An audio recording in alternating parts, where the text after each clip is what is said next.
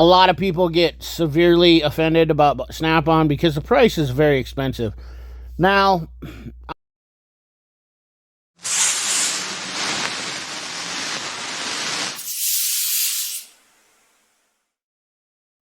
guys, CP the Tool Addict. Woo! This is going to be a fun video here. And hopefully I can just shed some light on some stuff here. As you can see, the title of the video was The Gangs of Tool York. And it's always a debate who makes the best tools. Now, it is extremely fun listening to the comments. And on my latest video, there was a ton of comments. And there was a ton of good comments. And then there was just a ton of comments that... There wasn't a ton, but there were several comments that had showed low emotional intelligence, just attacking somebody. And I honestly, that's not my MO. I'm not trying to attack anybody personally for their tool brand selection. So I thought I would do this video. Maybe it would shed some light and help for those guys that are in the Harbor Freight fandom group to chill out a little bit. Because, quite frankly, I don't care what you buy for a tool. You know, everywhere you go, it's this kind of video. You see 5 best tool brands, and this is a big one right here. This is probably the most controversial one. Ryobi, Makita, Rigid, DeWalt, Milwaukee. And I will say that the 3 biggest groups or 3 biggest kinds of people that I see that are always the most dramatic are the Harbor Freight fanboys, the Milwaukee fanboys, and the Snap-on fanboys. And they all have their reasons and their points, and I do understand that. You know, when you can buy a tool that has some innovation to it. This is what I like about this new Milwaukee stuff that's coming out. Now, keep in mind, it's coming from Taiwan, so, you know, this quality is going to be the same as a lot of stuff. But I really don't find the benefit of being loyal to a company for all of us blue-collar people.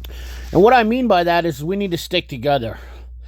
We need to all collectively find means to make these corporations build better tools for us and give us better prices. And that's really my end goal. Tool companies that are starting to create a monopoly because they're getting so big and making so much money is just not conducive to us having a better tool brand or having more money in our pockets. There's all sorts of brands out there. Husky. We have who makes the best ratchet. There's another big topic. We have several different brands. I apologize for some of the video on this is looking a little sketchy, but we have different brands, and over the years, stuff has evolved. I will admit it to say thank you for watching this video, and hopefully you give me a like, and don't forget to subscribe after the video is over. I appreciate everybody, and don't forget to leave a comment about this video, because I definitely want to hear your guys' thoughts on all of this. Thank you. I will say that there is a ton of choices. If you look at this picture right here, I can just, and this is all German stuff mostly. There might be a few. There's a Snap-on in there I see. There's an older Craftsman. There's a Gear Wrench. There's a Tone. Baco. Vera. Hazat. Godora. A lot of different brands in this picture. Facom. Just a ton. What do we got over here? Kiweeb? I don't know what that one is. KST Tools. But there's a lot of choices in tool brands. And so some people get loyal to that. You know, Vitter guys or, you know, whoever. German tool guys. There's Japanese tools. I'm a big fan of those. German, Japanese. I'm actually a big fan of all. In fact, even Taiwanese tools. And there's a few Chinese tools, too, that I do enjoy. A lot of people get severely offended about Snap-on because the price is very expensive. Now, I want to revert to this, and I try to give, I should say this more, but in the professional world, now, I want to use this analogy because I kind of learned this in the shooting sports. If you gave Shaquille O'Neal a cheap basketball and you were going to play one-on-one versus him, he'd probably beat you. But the difference is Shaquille O'Neal will know the differences of a good basketball versus a bad one. And that good basketball will maybe improve his performance. He'll still beat you, but he'll still improve his performance. Probably 10 to 15% with a better basketball. It'll have a better bounce. And if you ask any professional in any sport, baseball, basketball, even in automotive, sports, you can ask people for tools and whatnot, what they use. I guarantee you every one of them will say a specific tool makes a big difference in their job because of the performance of it. Now, for an everyday mechanic, getting the job done is definitely not an issue. You can use lower cost tools, Harbor Freight, Duralast, for example. You can use these tools. It's not really about the tool, it's about knowing how to use the tool. And a lot of people say that tools don't make a good mechanic. Well, that's 100% right in some aspects.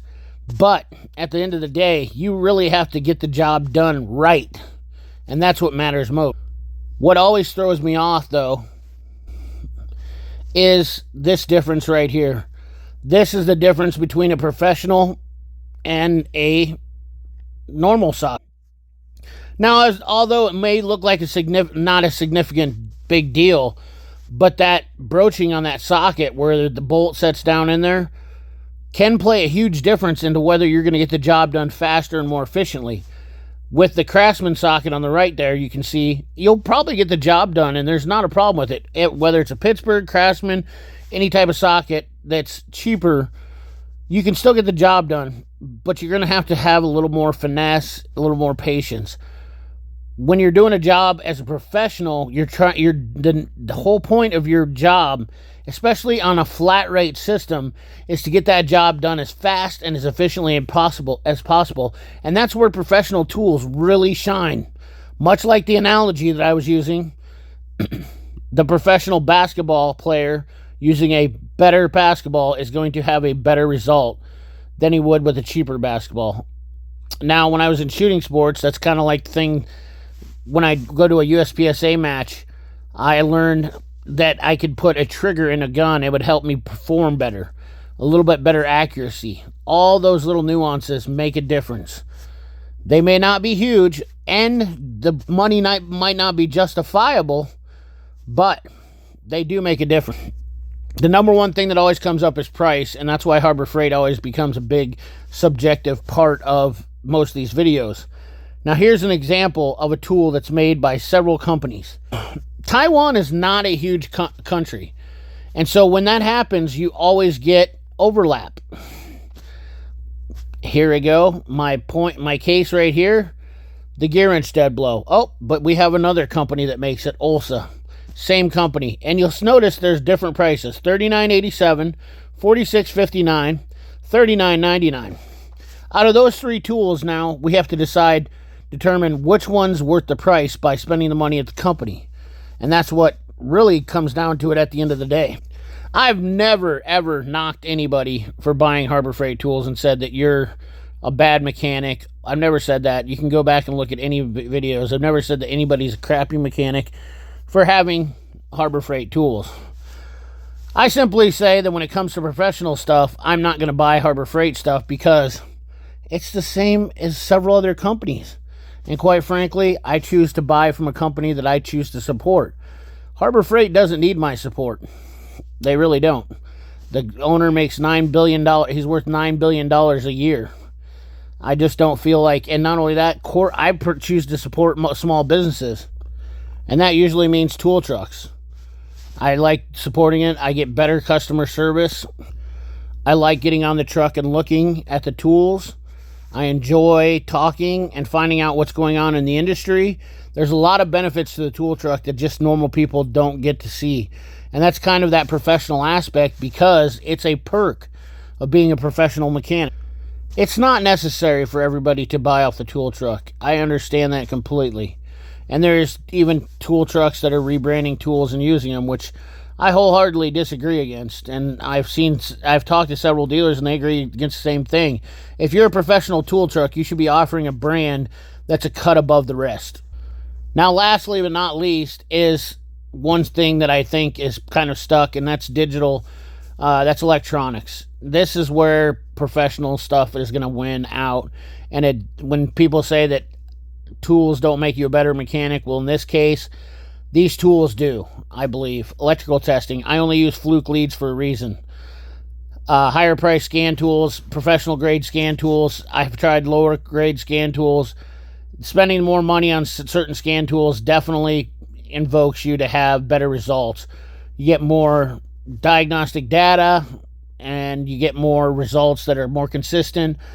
Picoscopes, the cheaper ones, do not work. They get glitchier specs, and it's the same with scan tools. A cheaper scan tool doesn't always give you the best enhanced visual aids or information. So at the end of the day, all these choices lead you. The reason why I do my channel is because I try to give as many choices as you can. I would say that I'm a middle of the road tool guy, because I chose to buy a lot of Mac stuff when I first started, because it wasn't Snap-on, but it wasn't cheaper stuff. I tried Harbor Freight and it didn't work out for me, and then I found that Mac worked out best for me.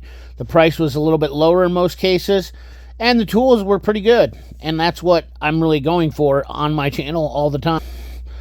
We'll save the toolbox talk for another video, but that's another thing too that's pretty highly subjective too. I don't necessarily think that everybody needs a professional grade toolbox, but there is some differences that I would like to see people understand. It's a debate that may never end, because it's been going on a long time before YouTube, and the fandom groups are just sometimes ridiculous. The things that they do and say are out of control, and it's taking it way too personal. At the end of the day, they're just tools, guys, and I want everybody to get along. And I want to share experiences with people, have fun, and help people out. And that's all I'm here for. So anyways, guys, I hope you enjoyed this video. Remember, like, comment, share, subscribe. Ring that bell. Remember, keep your hands dirty and your money clean. Thanks for watching.